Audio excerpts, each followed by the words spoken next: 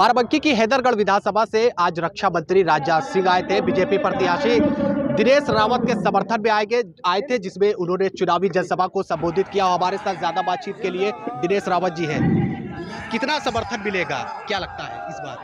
आप लोग सब पत्रकार बंधु हैं, काफ़ी जानकार भी हैं, बुद्धिमान भी हैं, प्रबुद्ध भी हैं। आप लोगों ने हैदरगढ़ विधानसभा का जनादेश देख ही लिया है। हमारे एक परसों हमको सूचना हुई कि मंडी जी आ रहे हैं। छोटे से आह्वान पर आज 20,000 जनसंख्या आई और जो है यहाँ पर कार्यक्रम स्थल पे हम लोग कोविड काल की वजह से नहीं ला पाए, बाहर ही खड़ी करना पड़ा। आप लोगों ने देखा होगा कि कितना जन समर्थन भारतीय जनता पार्टी के बाराबंकी के नहीं उत्तर प्रदेश के सभी सीटों पर मिल रहा है। और उत्तर प्रदेश में हमारी भारतीय जनता पार्टी की सरकार पुनः 350 सीटें जीतकर सरकार बनाने जा रही है। अगर बात करें जाए राजनाथ रावत का यहाँ से विधायक रहे, उनका टिकट कट गया, तो क्या लगता है टिकट कटना आपके लिए कहीं चुनौतियां न रहे? आदरणीय दादाजी का, राजनाथ रावत जी का मैं पोता हूँ, मैं उनके पड़ोसी हूँ। मैं हैदरगढ़ विधानसभा के एक एक कार्यकर्ता के लिए, एक एक वोटर के लिए, एक एक जो हमारे समाज में, जो हमारे क्षेत्र में रह रहे हैं, हैदरगढ़ के विकास के लिए रात दिन अगर मौका मिलता है, भोलेनाथ मौका देते हैं, जनता ने मौका दिया तो मैं रात दिन एक करके विकास के पथ पर हो, चाहे भारतीय जनता पार्टी के कार्यकर्ताओं को सम्मान बचाने के लिए हो, मैं दिन रात दिन एक कर दूंगा। बैजनाथ रावत जी आपका समर्थन कर रहे हैं? पूरा समर्थन कर रहे हैं। आपने लोगों ने देखा होगा, बैजनाथ जी ने मंच से आह्वान किया कि आप लोग सभी दिनेश रावत को जिताइए और हमारे परिवार में किसी प्रकार का कोई मतभेद नहीं है। आदरणीय बैजनाथ रावत जी का एज के कारण टिकट काटा गया है। मैं वो हमारे अगुवा हैं, भारतीय जनता पार्टी के संरक्षक हैं। मैं उनका पूरे जीवन भर आभारी रहूँगा, वो हमारे साथी हैं।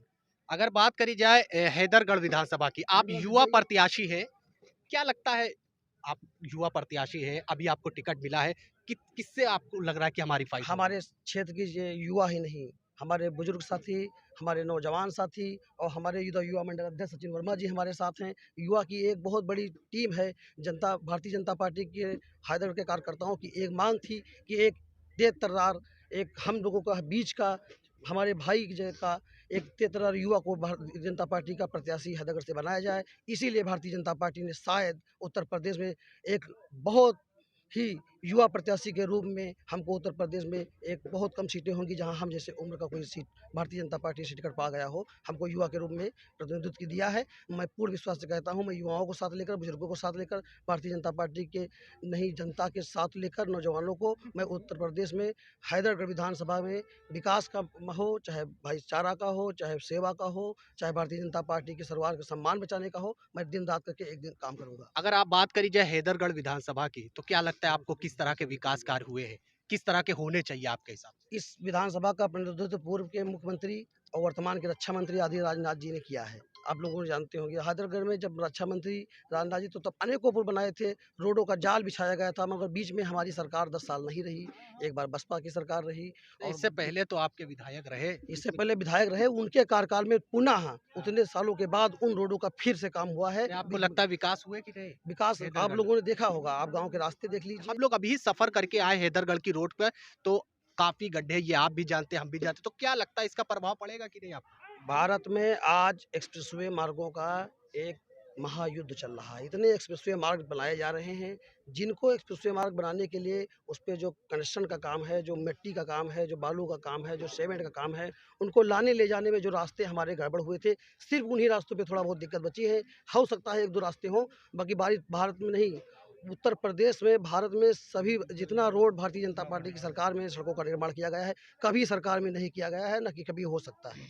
कितनी सीट जीत पाएंगे, क्या लगता है? 350 सीट जीतकर आदरणीय योगी आदित्यनाथ जी के नेतृत्व में उत्तर प्रदेश की गरीबों के लिए, हिंदुत्व के लिए, राम मंदिर के लिए और समाज में लोग सुरक्षित रहें, हमारी महिलाएं सुरक्षित रहें, गरीबों अंतिम पायदान पर बैठे लोगों को भारत की सरकार की जो स्कीमें हैं उनका फायदा मिल सके, भ्रष्टाचार न हो सके। दोबारा 350 सीट जीतकर भारतीय जनता पार्टी आखिरी सवाल लूंगा, अगर आप हैदरगढ़ विधानसभा से विधायक बनते हैं, तो सबसे पहले 5 कार्य क्या करेंगे हमारे? हैदरगढ़ में जो मैं विधायक बनता हूं तो मैं 5 कार्य, आपने पूछा, मैं हमारे दिमाग में 5 कार्य करने का नहीं है, हमारे दिमाग में हज़ारों काम करना है। बताइए।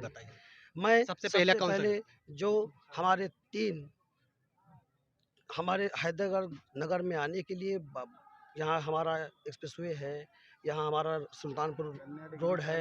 मैं यहाँ आने के लिए जो हमारे घंटों तक डबल लाइन होने के कारण जाम लगा रहता है क्रॉसिंग पे। मैं इस समस्या का समाधान करने के लिए उत्तर प्रदेश सरकार से, केंद्र की सरकार से सबसे पहले काम करने का काम करूँगा। और हमारे हैदरगढ़ में महिला डिग्री कॉलेज के रूप में एक कॉलेज खुले, मैं इसके लिए भी मांग करूँगा। और आपसे ये कहता हूँ कि हैदरगढ़ नहीं, हमारे हैदरगढ़ का नाम बदल कर मैं हरिगढ़ करने का भी काम भारतीय जनता पार्टी की सरकार से करवाने का काम निवेदन करूँगा।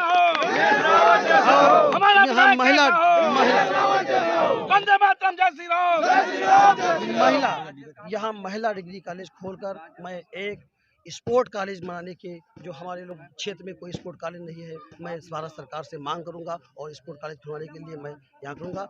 और हमारे हैदरगढ़ मुख्यालय को जिला मुख्यालय बनाया जाए अगर आने वाली सरकार बनती है, तो इसके लिए मैं मांग करूंगा कि हमारे हैदरगढ़ में तमाम प्रकार के रोड हैं, एक्सप्रेसवे हैं, तहसील है, थाना है, और ये हैदरगढ़ एक जिला के रूप में आने वाले समय में देखा जाए। मैं इसके लिए सरकार से मांग करूंगा। तो ये थे हमारे साथ दिनेश रावत जी, जिन्होंने बताया है कि बातचीत में यूपी एजेंडा से कि महिलाओं की लिए मेडिकल कॉलेज और स्पोर्ट कॉलेज के लिए भी हम लोग पूरी तरह से कार्य करेंगे और 350 इस बार बीजेपी सीट जीतेगी।